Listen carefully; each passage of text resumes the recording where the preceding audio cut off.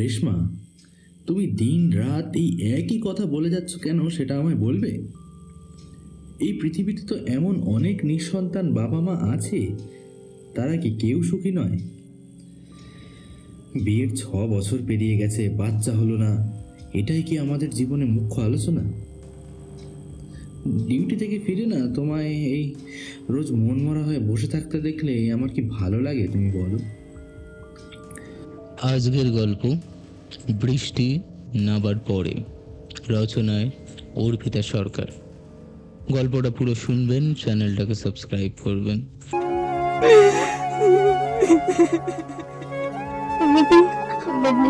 শুধুমাত্র medical agent ময়টি চ্যানেলে। রাত 9টায় আসবে গল্পের ধারা, রহস্য, প্রেম আর হাসির খেলা সারা।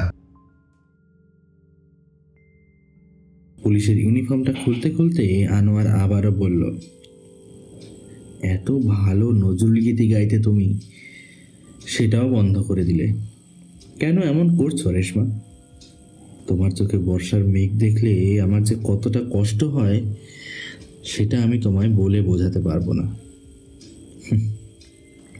যতই হোক, পুরুষ মানুষ তো, তাও আবার পুলিশ, তাই হয়তো তোমার ধারণা যে দুঃখ কষ্ট কিছুই আমায় ছুঁতে পারে না।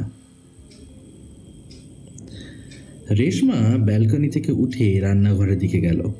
রাতের রান্না সে অনেকক্ষণ আগে সেরে রেখেছে। আনোয়ার এই সময় বাড়ি ফিরে আগে 1 কাপ ঘন দুধের চা পছন্দ করে। রোজকার মতো আজকেও রেশমা রান্নাঘরে গিয়ে গ্যাসে জল চাপালো। আনোয়ার বলল, বুঝলে রেশমা, আমরা হলাম খাঁটি বাঙালি, জন্ম কম্ম সব এই পশ্চিমবঙ্গে। তাই ওই একদিন ওই শখের রেস্টুরেন্টে বসে ব্ল্যাক কফি উইদাউট সুগার বলতে ভালো লাগলেও আসলে মনটা ওই কড়া করে চা চা করে। আর সারাদিন থানায় বসে চোর জচ্চরদের সাথে চেঁচামেচি করতে করতে আরেক জচ্চরের চা খাই আমরা। আমাদের থানার সামনেই লক্ষণের চায়ের দোকান, বুঝলে, সেই এক ছোড়াকে দিয়ে ঘন্টায় ঘন্টায় চা পাঠায় আমাদের। ওই যে সকালে চা পাতা ইউজ করে, ওটা দিয়েই রাত অবধি চা খাওয়ায়। আমাদেরও চোর ধরতে ধরতে ঘোড়ার হিসি খেয়ে নি চাঁদ মুখ করে।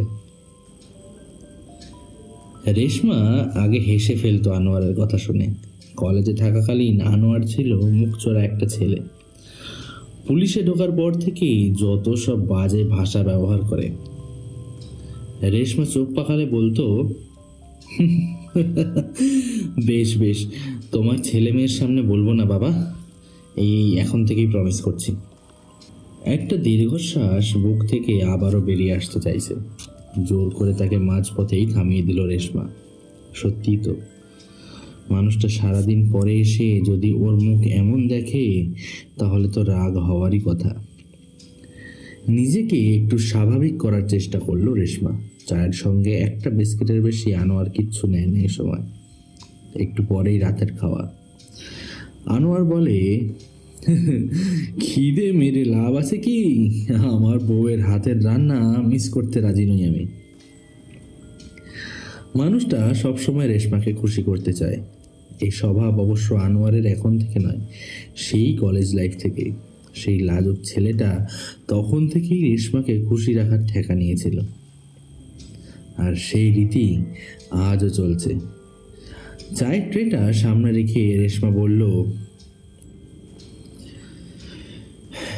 আজ তোমার আম্মা ফোন করেছিলেন, কোন মাজারে গিয়েছিলেন, একটা তাবিজ এনেছেন, রশিদকে দিয়ে কাল পাঠিয়ে দেবেন বলেছেন, ওটা শুক্রবার পড়তে বললেন। আনোয়ার চায়ে চুমুক দিয়ে বলল, রেশমা, নিজের বাড়ি শিবপুর ছেড়ে আমি এই গ্রামে বদলে নিলাম কেন জানো? এই সব থেকে তোমায় দূরে সরিয়ে রাখবো বলে। এই কবজ, তাবিজ, জল পড়া, তেল পড়া, এই সব থেকে তোমাকে আমি আগলে রাখতে চাই বলেই ট্রান্সফারের কথায় 1 মিনিটও দেরি করিনি সিদ্ধান্ত নিতে। ভেবেছিলাম হোক না গ্রাম, হোক না জাঁকজমকহীন জীবন, তুমি তো থাকবে আমার কাছে। আর বাড়ির ওই সকলের বলা একই কথার পুনরাবৃত্তি তো আর হবে না। কিন্তু দেখো, এই বিষয়টা কিছুতেই পিছু ছাড়ছে না। আচ্ছা রেশমা, তুমি যে এই বিক্রমপুরে এসেছো, এখানের কিছু দেখেছো তুমি? রেশমা অন্যমনস্কভাবে বলল, এটা তো হিন্দু গ্রাম। মোড়ে মোড়ে একটা করে মন্দির আছে, শিব মন্দির, মনসাতলা, এসব। আর ওইদিকে একটা প্রাইমারি আর একটা হাই স্কুল। লাইব্রেরিতে বই হাতে গোনা, কি আর দেখার আছে? আনোয়ার বলল, সে কি, এখানে সন্ধে হলেই যে জোনাকি নামে, দেখনি? জোনাকির কাছ থেকে এক টুকরো আলো তো চেয়ে রাখতে পারতে আমার জন্য। ওই যে গ্রামের শেষ প্রান্তে একটা নদী আছে, নদীর নাম নাকি ব্রজেশ্বর, বর্ষায় বড্ড দামাল হয়। ওই মাতাল নদীটাকে তুমি শান্ত হতেও তো বলতে পারতে। রেশমা অন্যমনস্কভাবে বলল, ভালোবাসলে বুঝি সবসময় একটা সত্যিকে আড়াল করে রাখতে হয়? আনোয়ার বলল, কোনটা সত্যি রেশমা? আমাদের সন্তান ধারণের ক্ষমতা নেই, বা আল্লাহ আমাদেরকে সন্তান দিচ্ছেন না, এটাই তো? রেশমা বলল, আমাদের নয়, আমার সন্তান ধারণের ক্ষমতা নেই। এইটা স্বীকার করতে তোমার এত দ্বিধা কেন? আনোয়ার বলল, বেশ, মেনে নিলাম যে তোমার শারীরিক সমস্যা। তাহলে এখন আমায় কি করতে বলছো বলো? রেশমা জানলার ঘন অন্ধকারের দিকে তাকিয়ে বলল, দ্বিতীয়বার বিয়ে করো আর আমায় তালাক দাও। আনোয়ার হো হো করে হেসে উঠে বলল,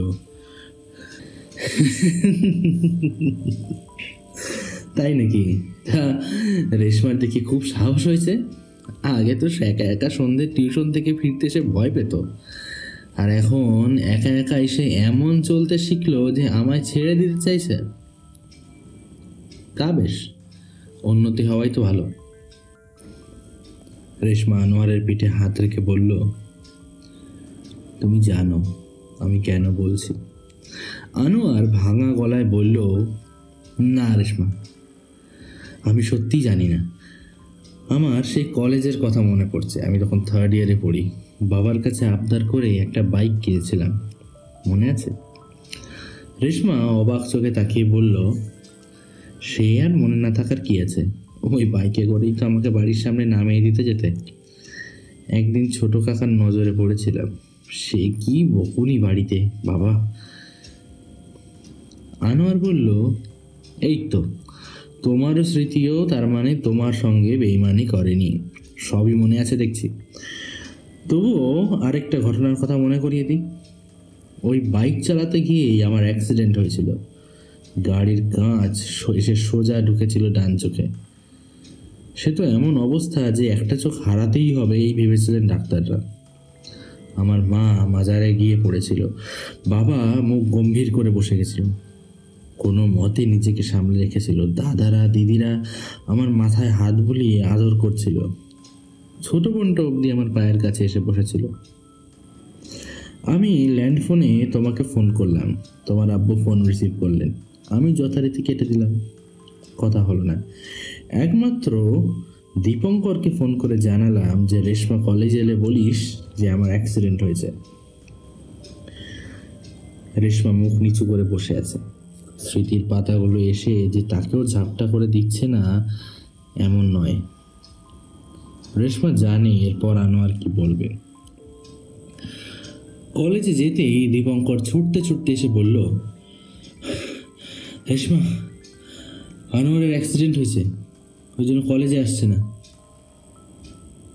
দিন 3 হলো আনোয়ার আসছে না। ফোন করেছিল রেশমা ওদের ল্যান্ড ফোনে, ওর দিদি ধরেছিল বলে কেটে দিয়েছে। কথাটা শুনেই হাত পা ঠান্ডা হয়ে গিয়েছিল ওর। দীপঙ্করকে বলল, আমি কিছু জানতে চাই না, এক্ষুনি নিয়ে চলো ওদের বাড়ি। তখনও রেশমা আর আনোয়ারের সম্পর্কের কথা কেউ জানতো না দুই বাড়ি থেকে। মুসলমান রক্ষণশীল পরিবার ওদের, তাই প্রেম করে বিয়ে করাটা কিছু জনের চোখে রীতিমতো গুনাহ। তবুও সেদিন রেশমার মাথায় এসব চিন্তা আসেনি। দীপঙ্করের সঙ্গে সোজা পৌঁছে গিয়েছিল আনোয়ারের বাড়িতে। সবাই ওর দিকে অন্যরকম দৃষ্টিতে তাকাচ্ছিল। কলেজে একসঙ্গে পড়লেও বাড়িতে মেয়ে বন্ধু আসাটা তখনও সেইভাবে চল হয়নি আনোয়ারের বাড়িতে। দীপঙ্করই বলেছিল আমরা একসঙ্গে পড়াশোনা করি। আনোয়ারের বাইক অ্যাক্সিডেন্টের কথা শুনে আমরা ওকে দেখতে এসেছি। আনোয়ারের মা প্রাইমারি স্কুলের শিক্ষিকা। তিনি রেশমার পা থেকে মাথা পর্যন্ত দেখে বলেছিলেন, ওই যে ওই ঘরে আছে আনোয়ার। রেশমা আর দীপঙ্কর ঘরে ঢুকেছিল। আনোয়ারের একটা চোখে ব্যান্ডেজ বাঁধা, অপারেশন করতে হবে বলেছে ডক্টর। 2 দিন পর ডেট দিয়েছে। ডক্টর বলেছেন মাত্র 30% চান্স আছে যে চোখ ঠিক হবে। হাতে পায়েও টুকটাক ছিঁড়ে কেটে গেছে, সেখানেও ব্যান্ডেজ বাঁধা। রেশমা একটাও কথা বলেনি সেদিন, শুধু চোখ দিয়ে অনর গল জল গড়িয়ে পড়েছিল। আনোয়ার করুণ হেসে বলেছিল, কাঁদছো কেন? আল্লাহকে ডাকো যেন চোখটা আমি ফিরে পাই। তবে রেশমা, একটা কথা আছে তোমার সঙ্গে। দীপঙ্কর ঘরের অন্যদিকে সরে গিয়ে ওদের একা করার চেষ্টা করেছিল। আনোয়ার রেশমার হাতটা নিজের হাতে নিয়ে বলেছিল, আমায় ভুলে যাও। যদি চোখে অন্ধ হয়ে যাই, একটা চোখে দেখতে হবে আজীবন। এমন ক্ষুতো ছেলেকে বিয়ে করে নিজের জীবনটা নষ্ট করতে তোমায় আমি দেব না রেশমা। তুমি আমার কাছ থেকে সরে যাও। রেশমা নিজের অবাধ্য চোখের জলকে সামলে দাঁতে দাঁত চেপে শুধু বলেছিল, সরে যেতে হলে জীবন থেকেই সরে যাব। আর যদি এই পৃথিবীতে থাকতে হয় তাহলে তোমার সঙ্গেই পথ চলব। আনোয়ার খুব ভালো করে চিনত রেশমাকে, তাই এই মেয়ের জেদ যে কতটা ভয়ঙ্কর হতে পারে সেটাও জানতো। কিন্তু রেশমাকে নিজের থেকেও বেশি ভালোবাসে আনোয়ার, তাই এমন এক চোখ অন্ধ ছেলেকে বিয়ে করে ও জীবন কাটাক, এটা ও তখন কিছুতেই চায়নি। আনোয়ার শক্তভাবে বলেছিল, যেটা বলছি সেটা করো। আমার পক্ষে তোমার সঙ্গে সম্পর্ক রাখা আর সম্ভব নয়। রেশমা ব্যঙ্গাত্মক ভঙ্গিমায় বলেছিল, রেখো না, কে বারণ করেছে? কিন্তু আমায় বারণ করার কিন্তু তুমি কেউ নও। আমি কাকে ভালোবাসবো বা বাসবো না সেটা ঠিক করে দেওয়ার তুমি কেউ নও। রেশমা চলে গিয়েছিল। যাওয়ার আগে বলে গিয়েছিল, যতদিন বাঁচবো তোমার নামেই বাঁচবো। আনোয়ারের অপারেশনের দিনও হসপিটালের বাইরে ঠায় বসেছিল রেশমা। প্রায় 1 মাস পর আনোয়ার আবার দেখতে পেয়েছিল স্বাভাবিকভাবে। ভাগ্যের জোরে সেইভাবে ওর চোখটা বেঁচে গিয়েছিল। এমনকি পুলিশের চাকরির সময়ও ভিশন নিয়ে প্রবলেম হয়নি। কলেজে এসেই রেশমার খোঁজ করেছিল আনোয়ার, কিন্তু রেশমা ওকে এড়িয়ে চলছিল। আনোয়ার ক্যান্টিনে দাঁড়িয়ে ওকে রাস্তা আটকে জিজ্ঞেস করেছিল, আমার সঙ্গে কথা বলছো না কেন? রেশমা গম্ভীর মুখে বলেছিল, একা বাজবে বলেছিলে তো, তাই তোমার থেকে সরে গেছি। কি সরে যেতে বলেছিলে তো, তাই করেছি। আনোয়ার হেসে বলেছিল, তাহলে ফারুক আর দীপঙ্করের কাছ থেকে রোজ আমার খবরটা কেন নিতে? রেশমার স্পষ্ট জবাব, সে তো আমি ভালোবাসি বলে। আনোয়ারের প্রায় 1 মাস সময় লেগেছিল মেয়ের অভিমান ভাঙাতে। তখন থেকেই ওরা জানতো যে যাই ঘটে যাক ওদের জীবনে, ওরা একসঙ্গেই বাকি পথটুকু হাঁটবে। আনোয়ার বলেছিল, রেশমা, আমরা একদিন প্যারিসের সেইন নদীর তীরে একসাথে হাঁটবো। হ্যাঁ, ভালোবাসার শহরে গিয়ে উদযাপন করব আমাদের ভালোবাসা। আনোয়ারের চোখের স্বপ্নের সঙ্গে মিলিয়ে রেশমা বলেছিল, তুমি আমার সঙ্গে থাকলে কৃষ্ণনগরের জলঙ্গিই আমার কাছে সেইন বা রাইন নদী হয়ে উঠবে। রেশমা শুধু বলার জন্য বলেনি, সত্যিই যে আনোয়ারকে নিয়ে রেশমা গর্বিত সেটা ওর প্রতিটা পদক্ষেপে সে বুঝিয়ে দিত। রেশমার চোখ দুটো আজ আবার অবাধ্য হয়েছে। আনোয়ার চায়ের কাপটা নামিয়ে রেখে ওকে বুকে টেনে নিয়ে বলল, মনে পড়লো আমার যে শপথের কথা? নাকি এখন এই গ্রামের ব্রজেশ্বর নদী তোমার চোখে রাইন বা সেইন নদী নয়? রেশমা বলল, তুমি বুঝতে কেন পারছো না বলো তো? তোমাদের সব আত্মীয় আমায় ফোন করে জিজ্ঞেস করেন কিছু খবর আছে কিনা। আমি কোনো উত্তর দিতে পারি না। তুমি জানো তোমার বাবা তোমার মা দত্তক সন্তান নিতে দেবেন না, তাহলে তো আর একটাই উপায় বেঁচে থাকলো, তাই না? আনোয়ার বলল, না, আরেকটা উপায়ও আছে। আমরা দুজনে মিলে সুন্দর করে বাঁচবো। যাকগে, আমি এবার একটু টিভি দেখি, তুমি তোমার গল্পের বইয়ে মন দাও, আর এই ফালতু আলোচনা করে সন্ধেটা নষ্ট করে দিও না। আর এই বিষয়ে বাড়ির কারোর কথা আমি শুনতে চাই না। তুমি যদি রাজি থাকো তাহলে আমি দত্তক নিতেই পারি। আর তাছাড়া ডক্টরের ওষুধ চলছেই, দেখা যাক না। টিভির রিমোটটা চাপলো আনোয়ার। রেশমা বুঝলো আর এসব শুনতে ও আগ্রহী নয়। ও ঘরে গিয়ে সুচিত্রা ভট্টাচার্যের লেখা কাঁচের দেওয়াল বইটি খুলল। গল্পের বই পড়ার নেশা ওর ছোট থেকেই। আনোয়ার এখন ওর এই নেশাটাকে বেশ প্রশ্রয়ে আর আদরে বাড়িয়ে রেখেছে। রেশমার প্রতিটা জন্মদিনে বিবাহবার্ষিকীতে ওকে এক গাদা করে বই উপহার দেয়। এছাড়াও লাইব্রেরির কার্ড তো ওর কাছে আছেই।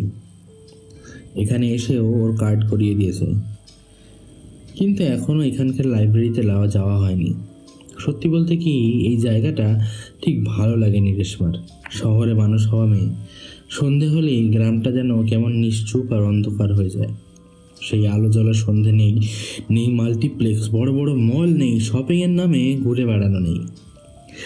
রেশমা জানে আনোয়ারেরও যে এই গ্রামে থাকতে ভালো লাগছে তা নয়, শুধুমাত্র রেশমাকে বাড়ি থেকে চেনা গণ্ডি থেকে সরিয়ে আনবে বলেই এখানে পোস্টিং নিয়েছে। বিক্রমপুর নামেই মফস্বল, গ্রাম বললেই ঠিক বলা হবে। ওই হাটতলা আর বাস স্ট্যান্ডের কাজটা একটু জমজমাট, বাকিটা চারিদিকে চাষের জমিতে ধুধু প্রান্তর। আর সৌন্দর্য হারানো নদী গোটা গ্রামটা জুড়ে আধিপত্য বিস্তারের একটা ব্যর্থ প্রচেষ্টা চালিয়ে যাচ্ছে। বর্ষাকালে তবুও তার কৌলিন্য কিছুটা হলেও ফেরত আসে, কিন্তু শীতে বা গ্রীষ্মে লোকে ব্রজেশ্বরকে নালা বা ড্রেন ভেবে লাফ দিয়ে পেরিয়ে যায়। এতটাই পলি আর পানা জমেছে নদীর বুকে যে জল ধারণের ক্ষমতাটুকুও হারিয়েছে। ঠিক ওর মতো যেন সন্তান ধারণের ক্ষমতা না থাকা এক নারী। এই গ্রামের নিস্তব্ধতা রেশমার একাকিত্বকে আরো বাড়িয়ে দেয়। শিবপুরের বাড়িতে আনোয়ারের পরিবারের অনেক লোক, ওর কাকারাও পাশের বাড়িতেই থাকেন। আনোয়ারের দাদা বৌদি আর 2 বাচ্চা মিলিয়ে জমজমাট এক পরিবার। দোতলা বাড়িটা যেন সারাদিন কথা বলছে। কিছুদিন অন্তর অন্তরই আনোয়ারের বাইকে চেপে রেশমা চলে যেত বাপের বাড়ি। সেখানে 2 দিন পাখির মতো ডানা মেলে আবার ফিরে আসতো। আনোয়ারের বাড়ির সবাই রেশমাকে এমনিতে মেয়ের মতোই ভালোবাসত, কিন্তু যেহেতু ওর দাদার 2 মেয়ে আর বাড়িতে কোনো ছেলে নেই, তাই হয়তো সবাই আশা করেছিল যে রেশমার বাড়িতে একটা ছেলে হোক। কিন্তু হাজার ডাক্তার, জল পড়া, তাবিজ, তারপরেও বাচ্চা কোলে এলো না রেশমার। রোজ রোজ বাড়ির লোকজন আর পাড়ার সবাই বলতে শুরু করলো, অমুক ডাক্তার দেখাও আনোয়ার, আমার পিসির বৌমারও বাচ্চা হচ্ছিল না। শেষে ডক্টর চক্রবর্তীর ওষুধ খেয়ে কাজ হলো, কিন্তু ওর ছেলে তো এখন নার্সারিতে ভর্তিও হয়ে গেছে। এমন কত ডাক্তার এলো, কত ডাক্তার গেল রেশমার জীবনে, কত নতুন নতুন ওষুধ জমলো ওর পেটে, কিন্তু প্রতি মাসে নির্দিষ্ট সময়ে ওর ঠিক পিরিয়ড হয়ে গেল, মিস হলো না একবার। সকলের কথা শুনে রেশমা কেমন যেন পাগল পাগল হয়ে উঠেছিল। সবাই গর্ভবতী হয়, ও হয় না কেন? মাঝরাতে ঘুমন্ত আনোয়ারকে বিছানায় ফেলে চুপি চুপি ছাদে গিয়ে আকাশের দিকে তাকিয়ে দাঁড়িয়ে থাকতো। সকালে হারমোনিয়াম নিয়ে বসতো রেশমা। ওর গান শুনতে খুব ভালোবাসে আনোয়ারের বাবা। শ্বশুরমশাইয়ের রাশভারী ব্যাপার ছিল না, বরং বাবা মেয়ের মতোই ছিল ওরা। অমন একখানা বাড়ি ছেড়ে চলে আসতে খুব কষ্ট হয়েছিল রেশমার, কিন্তু ওই বাড়িতে থাকলে আত্মীয় স্বজন বাড়িতে ঢুকেই রেশমাকে নানান পরামর্শ দিতে শুরু করত। দম বন্ধ হয়ে আসতো ওর। মনে হতো সবাই বুঝি ওকে আড়ালে ব্যঙ্গ করে। রাত জেগে জেগে অসুস্থ হয়ে পড়েছিল রেশমা। হারমোনিয়ামের রিডে জমছিল ধুলো। এসব দেখে আনোয়ার ওকে নিয়ে বদলি হয়ে চলে এলো এই বিক্রমপুরে। কিন্তু এই গ্রামের নিস্তব্ধতা যেন ওকে আরও বেশি করে বুঝিয়ে দিচ্ছে ওর অক্ষমতার কথা। আনোয়ার প্রায় সারাদিন ডিউটিতে থাকে, একা একা বইপত্র পড়ে দিন কাটে রেশমার। সোশ্যাল মিডিয়াতেও বেশিক্ষণ কাটাতে ইচ্ছা করে না। পুরনো বান্ধবীরা সবাই আছে সেখানে, সকলেই স্বামী সন্তানের সঙ্গে ছবি দেয়। কেমন একটা যেন না পাওয়ার কষ্ট ওর মনে ক্রমাগত রক্ত ঝরিয়ে চলে। সুপর্ণার ফুটফুটে গোলাপি ফ্রক পরা মেয়েটার জন্মদিনে সুপর্ণা যখন ছবি পোস্ট করেছিল মেয়ের, কমেন্ট বক্সে আশীর্বাদ ও আদর লিখতে গিয়েও হাত থেমে গেছে রেশমার। যদি সুপর্ণা কিছু মনে করে এই ভেবে। অনেকক্ষণ বাচ্চাটার ছবির দিকে তাকিয়ে থাকতে থাকতে অদ্ভুত একটা হিংসে হচ্ছিল সুপর্ণার ভাগ্যকে। তারপর নিজেই অফলাইন হয়ে গিয়েছিল। ওর দৃষ্টিতে যেন কোনো শিশুর ক্ষতি না হয়ে যায় এই ভেবে ফোনটা সরিয়ে রেখেছিল। ওকে হিংসটে হয়ে যাচ্ছে দিন দিন, কে জানে, হয়তো তাই। আবারও বইয়ের পাতায় মন দেওয়ার চেষ্টা করল রেশমা। রশিদ ভাইয়া যে কাল যে তাবিজটা আনবে সেটাতে কি আদৌ কাজ হবে, নাকি সেই আগের মতোই বৃথা যাবে? রেশমা যখন 11-এ পড়তো তখন ওর ছোট পিসি একবার বলেছিল এক ফকির সাহেব আছে, খুব ভালো গুনতে পারে, গুনে বলে দেবে রেশমার জীবন কেমন কাটবে আগামীতে। রেশমা হেসে গড়িয়ে পড়েছিল, বলেছিল আমার জীবন কেমন কাটবে সে শুধু আমি ঠিক করব, আমার জীবনের মালিক আমি, ওসব তাবিজ কবজে কিচ্ছু হয় না। সেই রেশমা কিভাবে যেন বিজ্ঞান ছেড়ে এই সবে ভরসা করতে শুরু করলো। ওর সচেতন মন বলে এসবে কিচ্ছু হবে না, কিন্তু দুর্বল মন এসবকেই যেন আঁকড়ে ধরে বাঁচতে চায়। বাইরে দরজা খোলার আওয়াজ পেয়ে রেশমা বেরিয়ে এলো ড্রয়িং রুমে। দেখলো আনোয়ার ড্রেস পরে রেডি। রেশমা অনেকটা অবাক হয়ে বলল, এখন কোথায় যাবে? আনোয়ার কোমরে বেল্ট লাগাতে লাগাতে বলল, উফ আর বলো না, এই এক্ষুনি থানা থেকে ফোন এলো, বেনেপাড়ায় নাকি কী সব গন্ডগোল বেঁধেছে। বেনেপাড়ায় কোলোকার থাকে কয় ঘর, তাই আবার ঝামেলা। রেশমা বলল, তা খেয়ে বের হও, কত রাত হবে তার ঠিক নেই। কথা বলতে বলতেই টেবিলে খাবার সাজিয়ে দিল রেশমা। ঘড়ির কাঁটা 9টার ঘর ছোঁয়ার জন্য দৌড়চ্ছে। একটু চিন্তিত মুখেই তরকারি ডুবিয়ে রুটিটা মুখে বলল আনোয়ার। অন্যদিন হলে মুখে খাবার দিয়েই তৃপ্তির আওয়াজ করে বলে, আহা হা হা, 5 স্টার কেউ হার মানাবে আমার রেশমার হাতের রান্না। রেশমা কখনো খেতে গিয়ে দেখে নুন কম বা ঝাল নেই, তাতেও কিন্তু আনোয়ারের মুখের হাসিটা মেলায় না। ও বলে, ও এক দিন একটু এদিক ওদিক না হলে বুঝবো কি করে যে তুমি রক্ত মাংসের মানুষ? আজ অমন কোনো প্রশংসা পেল না রেশমার অভ্যস্ত কান। একটু যেন অন্যমনস্কভাবে এই মুখে খাবারটা ঢোকাচ্ছে আনোয়ার। রেশমা বলল, মন দিয়ে খেয়ে নাও তো আগে। আনোয়ার বলল, বুঝলে রেশমা, এই গ্রামে লোক কম বাস করতে পারে, কিন্তু ঝামেলা প্রায়ই বাঁধে, বিশেষ করে ওই বেনেপাড়ায়। এই কদিন আগে এই দুটো কলেজ পড়ুয়া ছেলে মাথা ফাটিয়ে থানায় এসেছিল। কারণটা কি জানো? রেশমা কৌতূহলী হয়ে বলল, কি কারণ? আনোয়ার বলল, একটা ছেলে নাকি আরেকজনের গার্লফ্রেন্ডের ছবিতে লাভ রিয়াক্ট দিয়েছে ফেসবুকে, তাই নাকি অমন মারপিট। গোয়ার লোকজন সব এইখানে।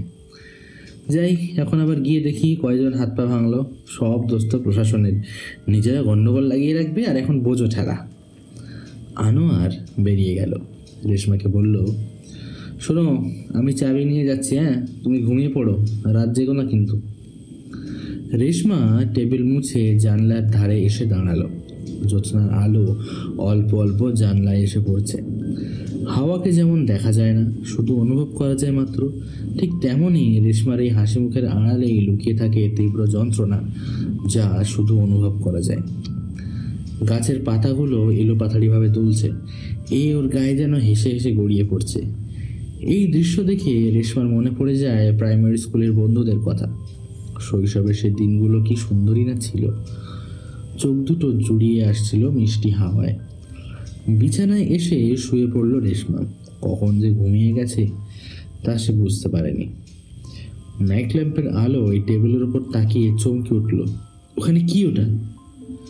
লাইট জ্বালালে আনোয়ারের ঘুম ভেঙে যাবে, কিন্তু কৌতূহল দমন করা মুশকিল। সকাল অবধি অপেক্ষা করা আরও সমস্যার। সারা রাত ঘুম আসবে না। ধীরে ধীরে বিছানা থেকে নামলো রেশমা। টেবিলের ওপরে রাখা জিনিসটা হাতে নিয়েই ড্রয়িং রুমে এলো। লাইট জ্বালতেই দেখলো একটা পিতলের বেশ বড় সড়ো এক মূর্তি। হিন্দু পাড়ায় বাড়ি ছিল রেশমাদের, প্রচুর হিন্দু বন্ধুও ছিল, তাই যে এটা হিন্দুদের ঠাকুর সেটা বেশ বুঝতে পারলো রেশমা। কৃষ্ণ নয়, এটা গোপাল। হাতে ছোট্ট একটা নাড়ু নিয়ে মিচকে হাসিতে মুখ ভরিয়ে রেখেছে, ঠিক যেন ছোট্ট ছেলে মাকে লুকিয়ে নাড়ু চুরি করে পালাচ্ছে। মূর্তির গায়ে চাপ চাপ কাদা লেগে আছে। একে আনোয়ার পেল কোথায়? বাথরুমে নিয়ে গিয়ে শ্যাম্পু দিয়ে ভালো করে ধুতেই চকচক করে উঠল।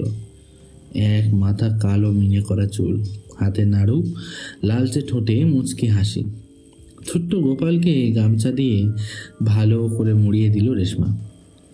যত্ন করে রেখে দিল টেবিলের ওপর। একটা পা মুড়িয়ে বসে আছে গোপাল। তবুও ঘুম নেই ওর চোখে।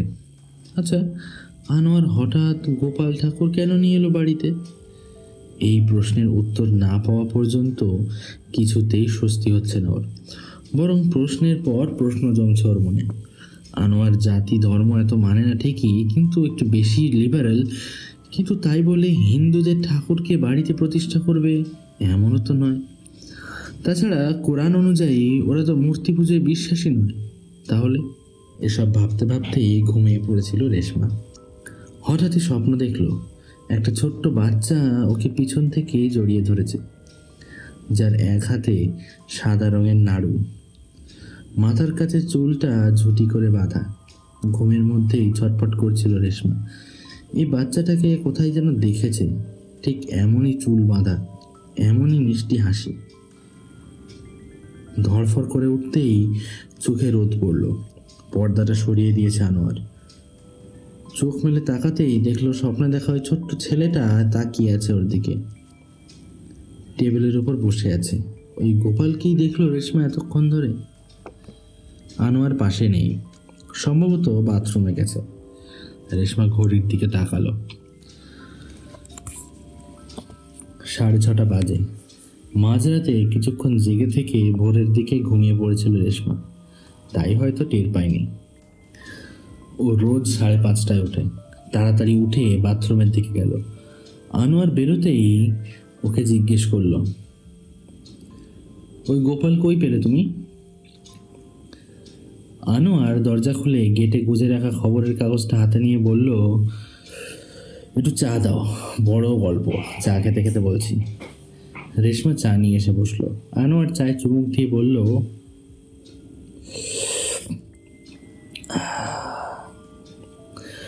বাহ, হ্যাঁ তো ওই কাল বেনেপাড়ায় একটা বাড়িতে কাজ শুরু হয়েছে। পিলার তুলে বাড়ি করবে। উঠোনে একটা পাতকুয়া ছিল, সেটা ঢাকা পড়েছিল। ঘুরতে ঘুরতে এই ঢং করে আওয়াজ হয়। শ্রমিকটা একটা লোহার বাক্স তুলে এনেছে।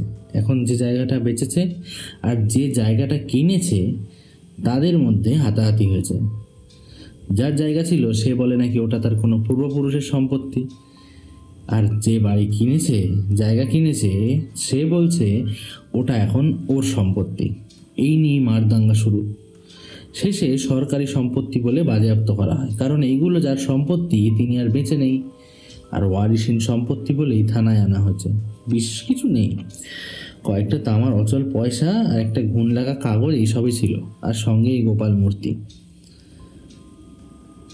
আমাদের থানার মুখার্জিবাবু বললেন ওদের বাড়িতে নাকি প্রতিষ্ঠিত গোপাল আছে, তাই দ্বিতীয় মূর্তি তিনি নিয়ে যেতে পারবেন না।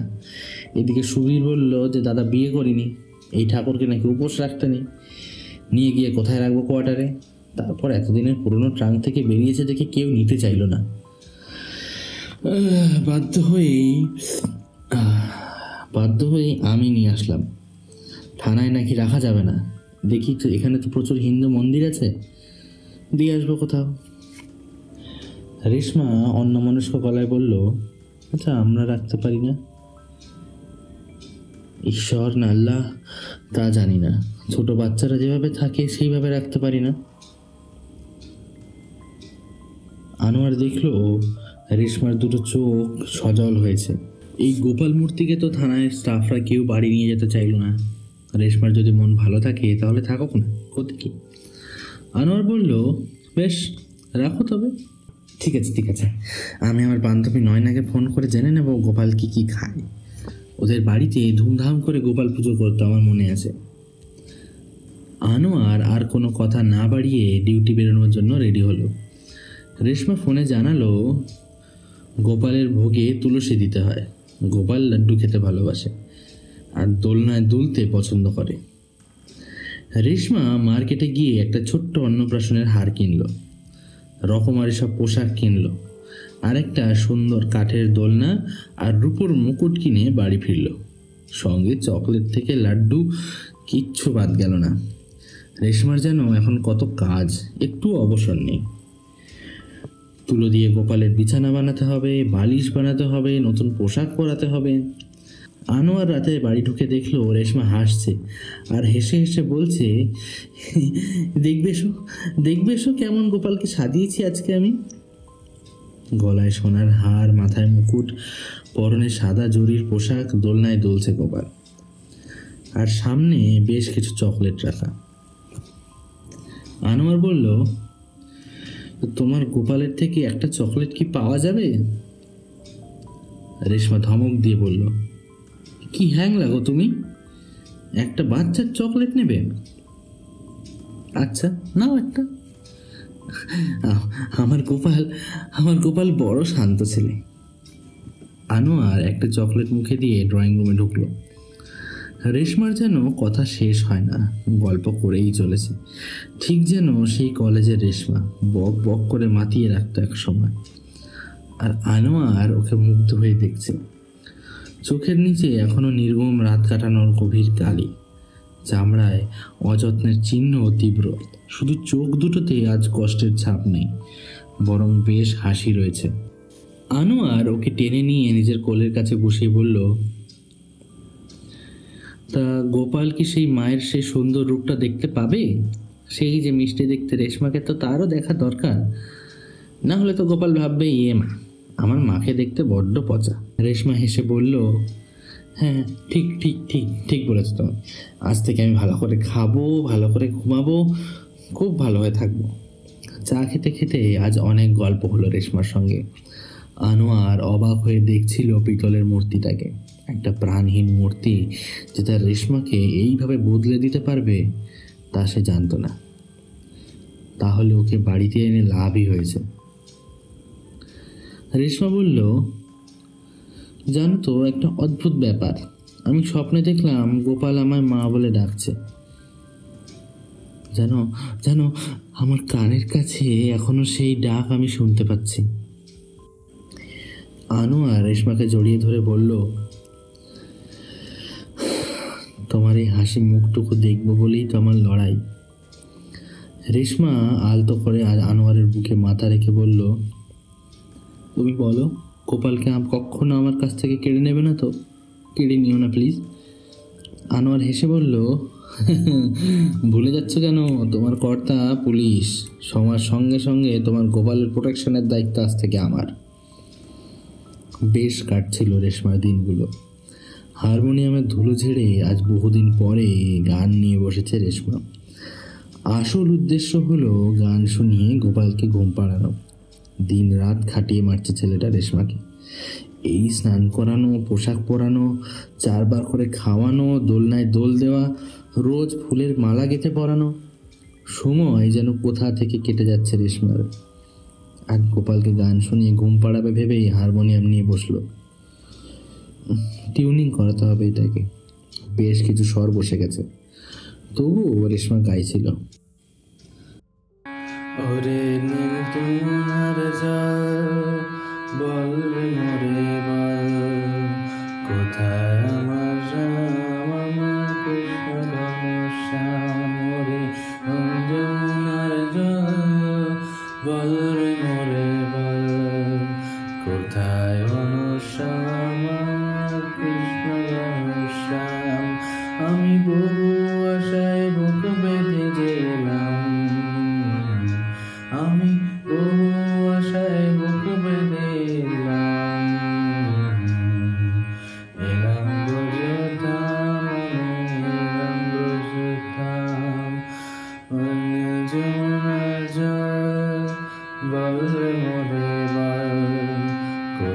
ঘনশ্যাম কৃষ্ণ ঘনশ্যাম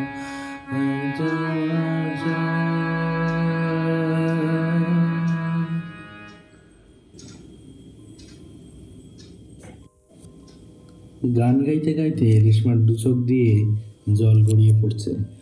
বুকের মধ্যে সব জমে থাকা বরফ যেন ধীরে ধীরে গলছে। ওর কোলে শুয়ে আছে গোপাল। আনোয়ার কখন যে এসেছে তা বুঝতেও পারেনি। বিভোর হয়ে গাইছিল রেশমা। আনোয়ার ঢুকে বলল, যাক, অনেকদিন পর তাহলে গান শুনতে পেলাম। রেশমা মুখে আঙুল দিয়ে ইশারায় বলল চুপ করতে। গোপালকে দেখিয়ে বলল, সবে ঘুমোলো, চুপ করো একদম। আনোয়ার বেশ বুঝতে পারছে রেশমা গোপালকে নিয়ে একটা ঘোরের মধ্যে আছে। গোপালের মধ্যেই ও নিজের সন্তানকে খুঁজে নিয়েছে। লোকে দেখলে হয়তো রেশমাকে পাগল বলবে হয়তো এটা আনোয়ারের আটকানো দরকার ছিল। কিন্তু রেশমার মুখের হাসির থেকে একটা মূল্যবান আর কিচ্ছু নেই। মাত্র 10 দিনের মধ্যে ম্যাজিকের মতো রেশমার চোখের নিচে সেই কালি গায়েব। মুখটা যেন কদিনেই চকচক করছে, ঠোঁটের কোণে সবসময় তৃপ্তির এক হাসি। এসব দেখেই আনোয়ার সিদ্ধান্ত নিয়েছে রেশমা যাতে ভালো থাকবে তাতেই ভালো থাকুক, ও কোনো রকম বাধা সৃষ্টি করবে না। রেশমা তার গোপালকে শুইয়ে এসে খাবার টেবিল সাজালো। খাওয়া দাওয়া করে দুজনেই শুয়ে পড়লো তাড়াতাড়ি। কাল ভোরে বেরোতে হবে আনোয়ারকে, একটা বিশেষ কাজ আছে, ওসি আসবেন। হঠাৎই একটা চিৎকার চেঁচামেচির আওয়াজে ঘুম হয়ে গেল আনোয়ারের। কারা যেন খুব জোরে জোরে চিৎকার করছে। ওর বাড়ির দরজা ঠুকছে, জানলাতেও ঢিল জাতীয় কিছু একটা ছুটছে। ঠিক বুঝতে পারল না আনোয়ার। রেশমা ঘুম চোখেই ছুটে গিয়ে গোপালকে বুকে জড়িয়ে ধরল। আনোয়ার দরজাটা খুললেই দেখলো প্রায় 25 লোক হাতে লাঠি নিয়ে ক্ষিপ্ত হয়ে কিছু বলে চলেছে। ঘুমের ঘোরে ছিল আনোয়ার, তাই প্রথমে বুঝতে পারেনি যে ঝামেলাটা কি নিয়ে হচ্ছে। তারপর একজনকে দেখে সে চিনতে পারল। সেদিন যার বাড়ি খুঁড়ে ট্রাঙ্ক পাওয়া গেছে সে ওই দলে আছে। একজন বছর 50-এর লোক বললেন, এই দেখুন অফিসার, আপনি পুলিশ বলে এখন আপনার বাড়িতে কিন্তু ওই আগুন ধরিয়ে দিই, হ্যাঁ, না হলে সেটাই করা উচিত ছিল। এটা আমাদের হিন্দু গ্রাম, চারিদিকে মন্দির বিগ্রহ সব আছে। এমনকি আমরা বুড়ো বটকেও দেবতা জ্ঞানে পুজো করি। আমাদের গ্রামের নদীর নাম কেন ব্রজেশ্বর জানেন? প্রত্যেকবার চড়কের সময় ওই নদীতে শিবলিঙ্গ নিজে ওঠেন। সেখানে আপনি বিধর্মী হয়ে এত বড় অনাচারটা করেন কি করে? আনোয়ার কিছু বুঝতে না পেরে বলল, তো আমার অপরাধটা ঠিক কি যদি আমাকে বলেন? আপনাদের কোনো দেবদেবীকে আমি অসম্মান করেছি?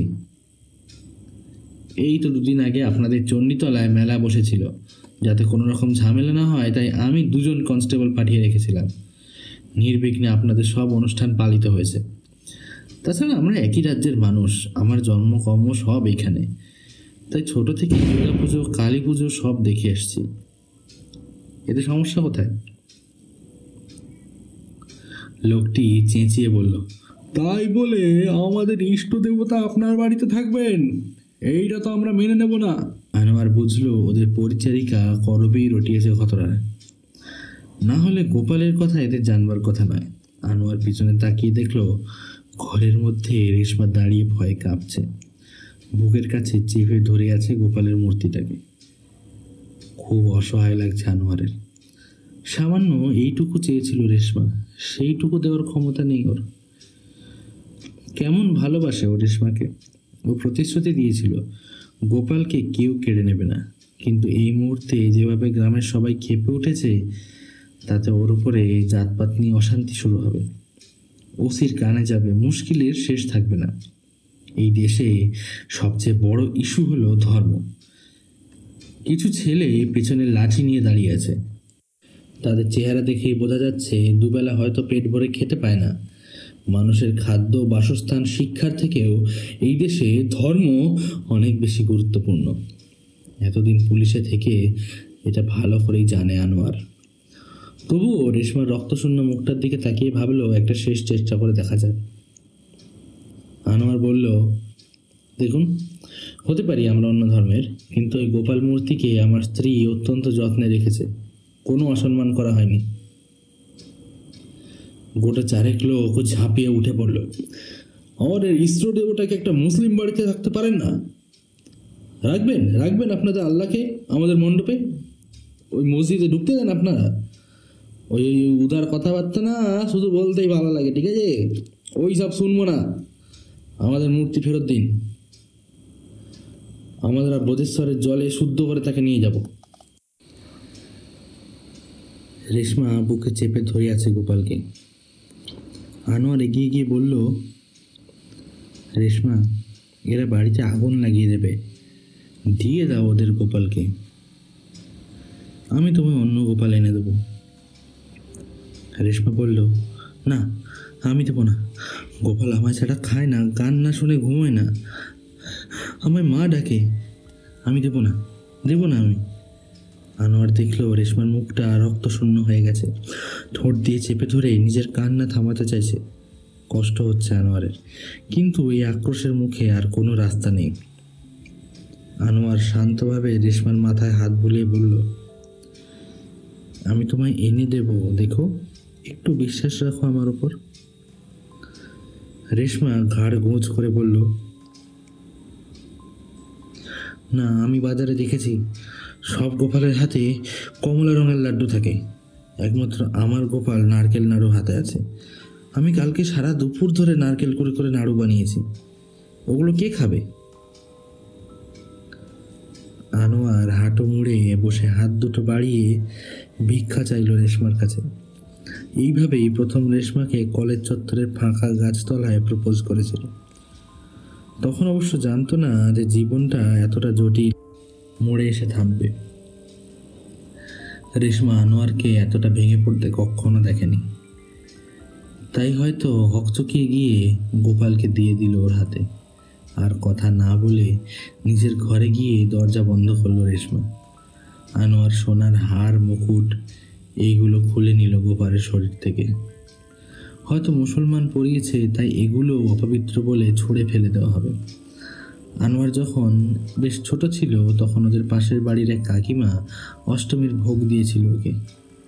ও খিচুড়ি খেতে ভালোবাসে বলে কলা পাতায় নিয়ে খাচ্ছিল। তখনই আনোয়ারের পিসি হাত থেকে এসে প্রসাদটা নিয়ে জলে ফেলে দিয়েছিল। বলেছিল, মুসলমানের ছেলে হয়ে হিন্দুদের প্রসাদ খাস, তোর তো জাহান্নামেও ঠাঁই হবে না। আনোয়ার জীবনে বুঝতেই পারল না মানুষগুলোর মধ্যে আলাদা কি আছে। গোপালকে নিয়ে দিন রাত রেশমা মেতেছিল। কয়েকদিনের মধ্যেই গোপাল যেন ওদের পরিবারের একজন হয়ে উঠেছিল। ফেরত দিতে গিয়ে আনোয়ারের বুকটাও ধড়ফড় করে উঠল। মনে হলো যেন নিজেদের কাউকে অন্যের হাতে তুলে দিল। ওরা গোপাল নিয়ে চলে গেল।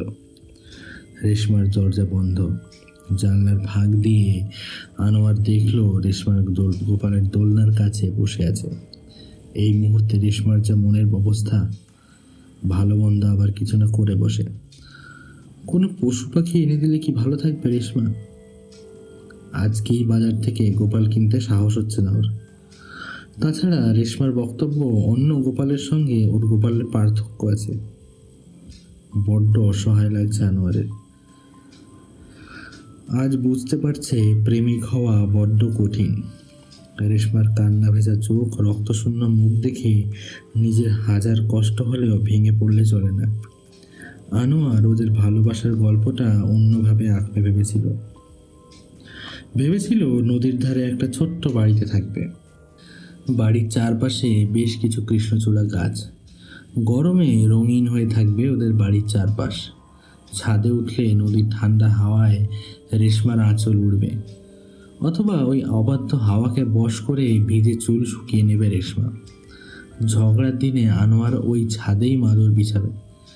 মাঝরাতে চুপি চুপি নেমে আসবে রেশমার পাশে। কখন আলগোছে ওকে জড়িয়ে ধরে ঘুমিয়ে পড়বে সেটা টের পাবে না রেশমা। বাড়ির উঠোন জুড়ে জ্যোৎস্না এসে পড়বে। ওখানে বসেই ওরা দুজন নামাজ পড়বে। ভাত ফোটার গন্ধে চাই চাই খিদে নিয়ে রান্নাঘরে ঢুকবে আনোয়ার।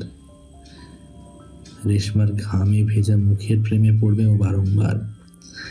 সেই নিকানো উঠোন, জ্যোৎস্না ভেজা রাত্রি, সেই হাসি খুশি রেশমা, সব যেন কেমন হারিয়ে গেল। ওর কল্পনার ছবিটাও যেন ধূসর রঙে আবছা হয়ে গেল। আনোয়ার বেশ কয়েকবার ডাকলো রেশমাকে, দরজা খোলার আওয়াজ নেই। সারা রাত সোফায় বসে থেকে থেকে ভোর হয়ে এলো। আবার একটা কর্মব্যস্ত দিন শুরু হবে আনোয়ারের, কিন্তু রেশমার কাছে আজ ওর থাকা দরকার। এদিকে ওসির সাথে ওর মিটিং আছে। বাধ্য হয়ে পোশাক পরে রেডি হলো। হঠাৎই দরজাটা খুলে গেল। কাল বৈশাখী ঝড় বয়ে যাওয়ার পরে ছোট গাছগুলো যেমন বিধ্বস্ত হয়ে যায়, ঠিক সেই রকম লাগছে রেশমাকে। মুখে কোনো কথা নেই, চোখ দুটো রক্তবর্ণ ধারণ করেছে। চুপচাপ বাথরুমে ঢুকে গেল। কিছুক্ষণ পরে দুটো টোস্ট আর চা এনে টেবিলে রেখে চলে গেল বেডরুমে। আনোয়ার বলল, তুমি খাবে না?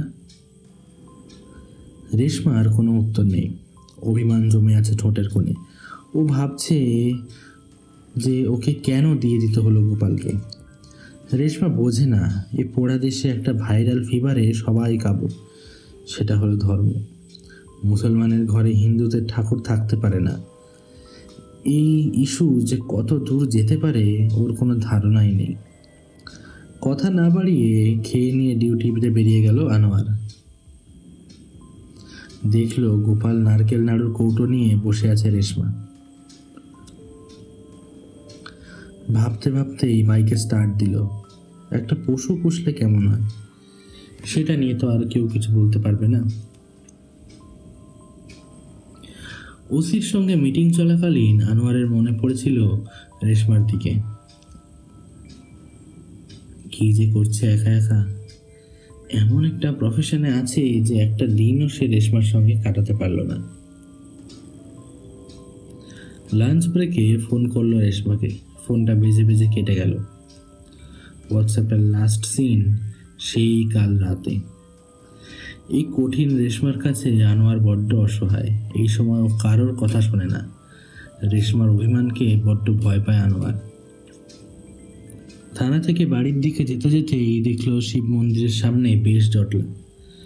অন্যদিন হলে বাইক দাঁড় করিয়ে জিজ্ঞাসা করে আনোয়ার, কি সব ঠিক আছে তো? আজ মনটা এতই বিক্ষিপ্ত হয়ে আছে যে ইচ্ছে করলো না। মানুষ এত নিষ্ঠুর হতে পারে কি করে? শুধু ধর্মের দোহাই দিয়ে একজন নিঃসন্তান মহিলার কাছ থেকে সন্তান জ্ঞানে আদর করা গোপালকে কেড়ে নিতে যারা পারে, তাদের কুশল সংবাদ নিতে আর ইচ্ছেই করল না আনোয়ারের। বাইকের স্পিড কমালো আনোয়ার। 2-3 জন বেশ ভয়ার্থ গলায় বলল, আমাদের ক্ষমা করবেন স্যার, ম্যাডাম আমাদের সাক্ষাৎ দুর্গা প্রতিমা। আনোয়ার কিছুই বুঝল না। কে ম্যাডাম? রেশমার কথা বলছে? মুসলমান ঘরণীকে দুর্গা প্রতিমা বলার কারণটাই বা কি? এই গ্রামে চাষিবাসী ব্যবসাদার এরা সব থাকলেও মানসিকতার দিক দিয়ে এরা বড্ড পিছিয়ে। কুসংস্কার এদের ঢেকে রেখেছে। সেখানে এমন উক্তির কারণ জানতে আনোয়ার বেশ জোরেই বাইকটা চালালো। বাড়ির সামনে এসে আরো অবাক হয়ে গেছে। বেশ কিছু লোক বারান্দায় বসে খাচ্ছে। রেশমা আর করবী আরো 2 জন মহিলা মিলে তাদের পরিবেশন করছে। একটু চমকে উঠল আনোয়ার। রেশমার মুখে হাসি ধরছে না। আনোয়ার ঢুকতেই রেশমা বলল, গোপাল ফিরে এসেছে গো, গোপাল ফিরে এসেছে।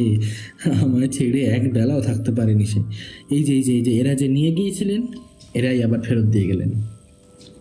তাই আমি ওদের আজ একটু মিষ্টি খাওয়ালাম। আনোয়ার দেখলো লুচি, আলুর দম, ছোলার ডাল, মিষ্টি এসব রয়েছে পাতে। আনোয়ারকে দেখে সবাই ক্ষমা চাইল, কিন্তু তবুও বিষয়টা বোধগম্য হলো না। শুধু রেশমার কষ্ট বা কান্না দেখে এরা গোপালকে ফিরিয়ে দিয়ে যাবে, এটা তো হতে পারে না। আনোয়ার করবীকে ডাকলো।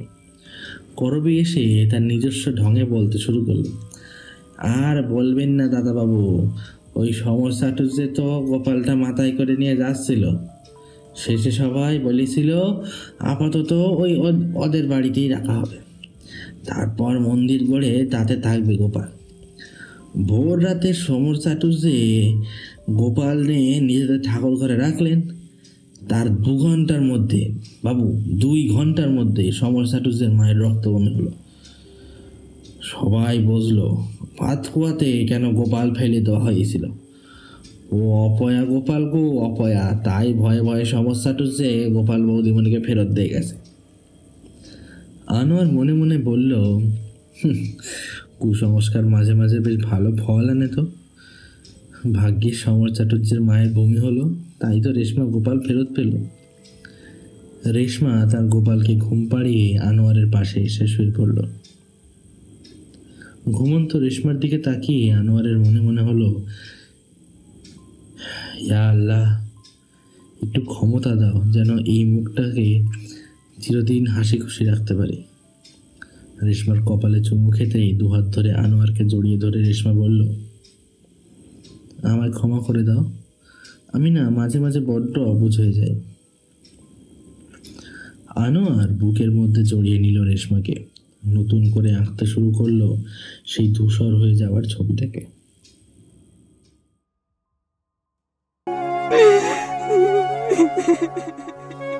এভরিথিং ওয়েডনেসডে শুধুমাত্র মেডিটেল এজেন্ট মইটি চ্যানেলে।